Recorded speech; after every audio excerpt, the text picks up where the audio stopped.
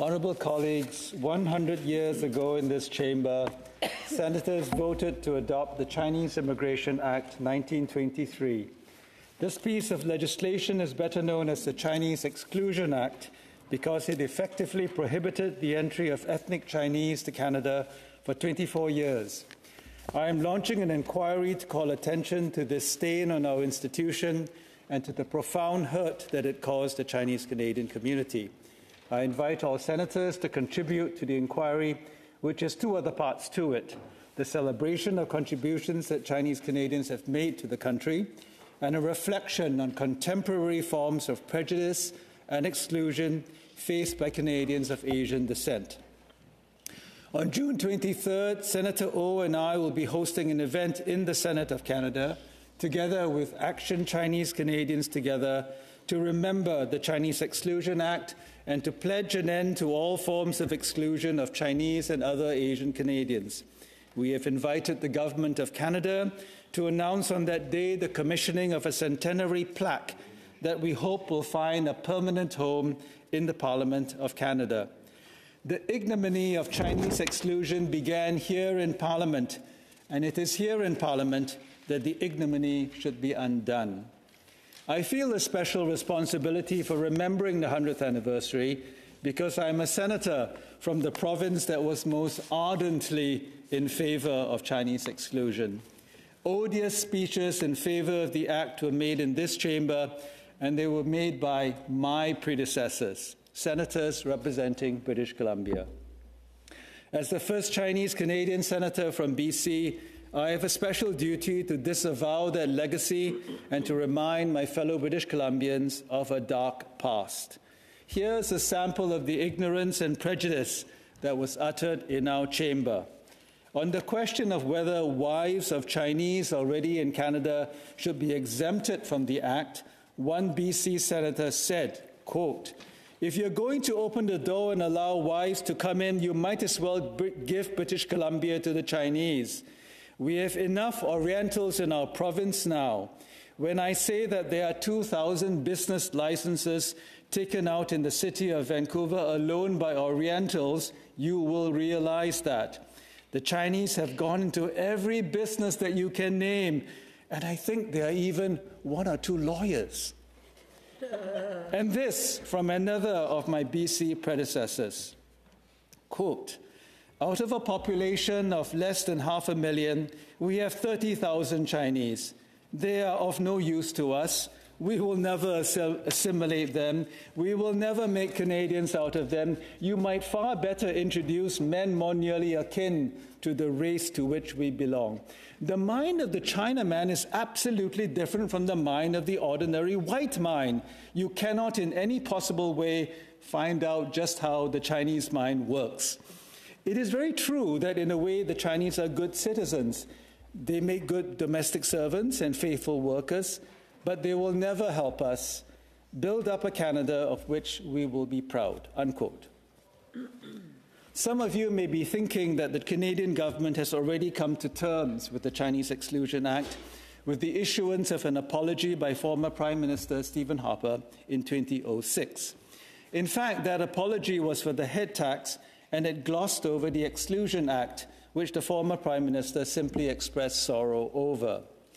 The lesser emphasis placed on the Exclusion Act is, I think, due to a misunderstanding about the significance of that legislation. You see, the Exclusion Act is often thought of as a kind of victimless crime, in the sense that we will never know the names of the Chinese excluded from Canada because they did not have the chance even to try to enter the country. It is unlike the head tax, which affected real people who had certificates to prove that they had paid this unjust levy, and for which a small number received compensation following the 2006 apology. The idea of a victimless crime, however, is a misreading of history because there were, in fact, many victims. They were the Chinese Canadians already in the country who were subjected to humiliation because of a law that essentially said that people of their sort were not welcome in a place which they had already inhabited for decades. The fact that the Act came into effect on Dominion Day added insult to injury. For that reason, many Chinese Canadians at the time took to calling July the 1st Humiliation Day. The humiliation went beyond the fact that their kith and kin were not allowed in the country. The act also required that every Chinese person already in Canada had to register within 12 months of its coming into force. Failure to do so could result in a fine, jail, or both. Even after registration, Chinese Canadians faced ongoing harassment from enforcement officers who questioned the veracity of the information provided by registrants. The practical effect of the Exclusion Act in Canada, therefore, is that it was a registry of unwanted foreigners. Do you wonder why so many Chinese Canadians today are wary of efforts to again register those who are already in the country but who are deemed to have the wrong connections or backgrounds? Look no further than the dark history of the Chinese Exclusion Act. In fact, the Chinese community at the time had a different name for this bill. It was called the Cruelty Act. On July 1st, 2023, the Chinese Canadian Museum in Vancouver will officially open its doors with an exhibition entitled The Paper Trail, which will be about the impact of the Cruelty Act on Chinese Canadians. One of the exhibits will be the lyrics to a song that was written 100 years ago, lamenting the Cruelty Act. It was, in fact, the winning entry in a contest organized by the community to raise awareness and mobilize action. Here are the opening lines, loosely translated from the original Taishan dialect. The 1st of July is just ahead. Our hearts are filled with mortal dread because of a law that ignites a fire that will sever compatriots caught in its ire. I would sing this song for you, but the music is lost and you don't want to hear me sing anyway. We have therefore commissioned a young Chinese Canadian composer to write a fresh score for the lyrics, and our goal is for the song to be sung in this chamber on June 23rd. Apart from the fact that this institution made the act possible, I hardly need remind honourable colleagues that our building is a former railway station and part of the railway line that Chinese labourers were brought into the country to build under the most difficult of circumstances. A solemn ceremony here in this very building would provide a measure of, cleansing. There is much more to be said about the Cruelty Act and its long-term impact on Chinese Canadians and Canadian society, but I must move on to the rest of my inquiry, the second part of which is to celebrate the accomplishments of Chinese Canadians since the repeal of the Act in 1947. That was also the year when Chinese and South Asians were given the right to vote in a federal election, made possible in part because of the hundreds of Chinese who volunteered to fight for Canada in the Second World War, even though they were not recognized as citizens. This aspect of the inquiry is in some ways the easy part, because it is so obvious that Chinese and other Asian Canadians have achieved great success in many fields and have contributed richly to Canada. But it is also the most difficult part because I cannot possibly do justice to the multitudes of Chinese Canadians who deserve to be recognized. Perhaps I can leave the job to naming some of these individuals to those of you who will speak to this inquiry and who might want to single out some members of your community for recognition.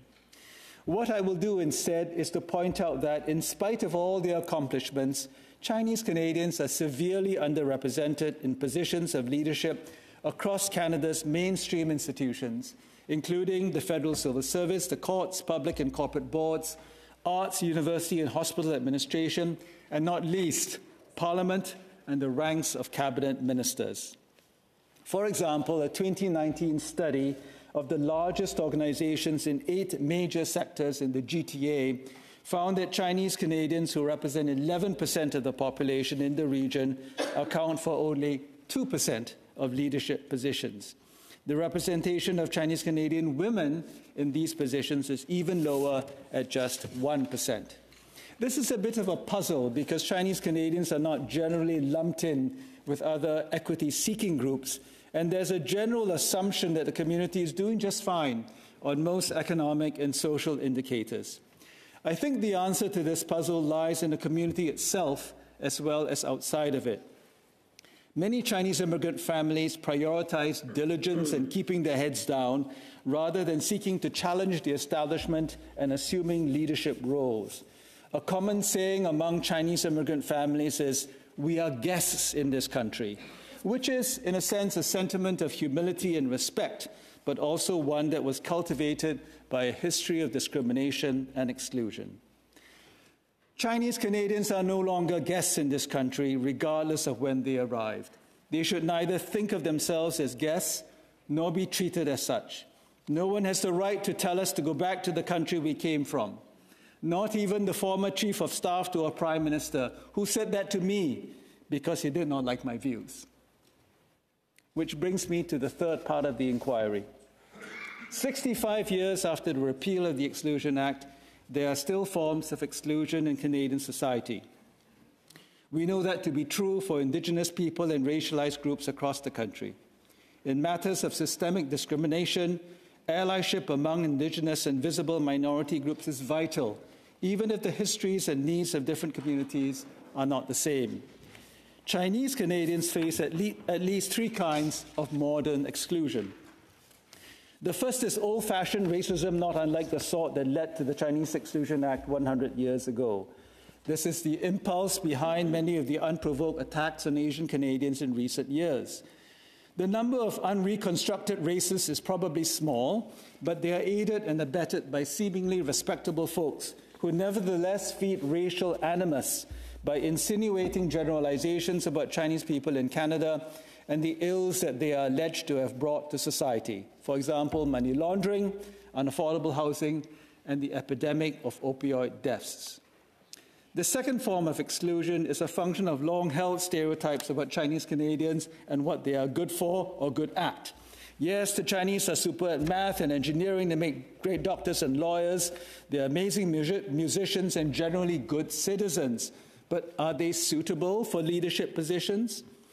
I've already said that this is a problem that Chinese Canadians must confront in terms of their self-perception and personal aspirations, but it is also an issue for our establishment institutions to reflect on. The third exclusion is the most insidious because it is an exclusion that seeks to divide the Chinese community into those who are acceptable and those who are not. An acceptable Chinese Canadian is one who conforms to a certain view of the world, disavows affiliations with individuals and groups that are blackballed for political reasons, and publicly voices opposition to what has been deemed as the all-encompassing menace that is the People's Republic of China. Not conforming to these canons is seen as suspicious at best, or more ominously, as a litmus test of disloyalty and malfeasance against Canada. This is the kind of exclusion that celebrates Chinese Canadians if they vote the right way in an election, but who are deemed to have been swayed by sinister forces if they didn't. It is a kind of exclusion that questions the motives of Chinese community groups who bought personal protective equipment in large quantities to send to China during the early days of COVID, and then questions them again when they brought large quantities of PPE from China to distribute in Canada when we were experiencing a spike in infections. It is a kind of exclusion that assumes every workplace infraction in the technology sector is an instance of espionage, that frames collaborations between Canadian and Chinese scientists as intrinsically suspect, and that calls on Chinese Canadian researchers to turn their backs on long-standing partnerships in the mainland. Each of these exclusions has a justification that one can be sympathetic to, but the sum of these attitudes and actions is stigmatization, demoralization, and alienation, just like the Chinese Exclusion Act 100 years ago. I know the Chinese community is not homogeneous and that Chinese Canadians occupy views on all parts of the political spectrum, as well as on a variety of geopolitical issues. That is a strength of the community that should be celebrated. We must not, however, and here I am speaking to Chinese Canadians, allow this diversity to be used as a form of internal segregation, not least by members of the community itself. I hope the 100th anniversary is an opportunity for Chinese Canadians of all stripes to reflect on the collective experience of Chinese Canadians during the period of the Chinese Exclusion Act and to work together to prevent modern forms of exclusion from dividing the community. If you'll allow me 30 seconds, Speaker. As for this chamber, I hope the inquiry is a reminder of how wrong the Parliament of Canada was 100 years ago and how easy it was to get it so wrong. There were no recorded votes against the bill, and by all accounts, public opinion was massively in favor of it.